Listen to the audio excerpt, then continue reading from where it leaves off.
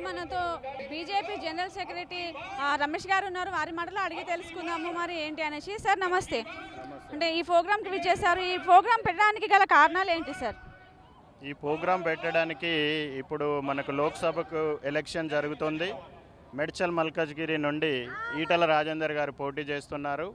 కాబట్టి ఈ లోక్సభకు జరగబోయే ఎలక్షన్లో భారతీయ జనతా పార్టీ తరఫున ఈటల రాజేందర్ గారు గెలవాలని ప్రధానమంత్రి మోదీ గారు చేస్తున్న కార్యక్రమాలు, గత 10 సంవత్సరాలుగా చేస్తున్న కార్యక్రమాలు ఇక్కడ ఉన్న జనాలకు వివరించాలని, మళ్ళీ ఒకసారి మన ప్రధానమంత్రి మోదీ గారు వస్తే ఈ దేశానికి ఎకానమీ పరంగా కానీ మిలిటరీ పరంగా కానీ చాలా స్ట్రాంగ్ చేయాలని ఇక్కడున్న మేడ్చల్ మల్కాజ్గిరి తరపున మరియు సికింద్రాబాద్ తరపున కిషన్ రెడ్డి గారు, ఈటల రాజేందర్ గారు నిలబడుతున్నారు. కాబట్టి వాళ్ళు చేసే కార్యక్రమాలు, మోదీ గారు చేసే కార్యక్రమాలు వివరించడానికి ఈ సభ పెట్టడం జరిగింది. దీనికి ముఖ్య అతిథిగా మన హోంమంత్రి అమిత్ షా గారు వస్తున్నారు. ఆయన మాటల్లో మోదీ గారు చేసిన అభివృద్ధిని ప్రజలకు వివరించాలని కోరుకుంటున్నారు.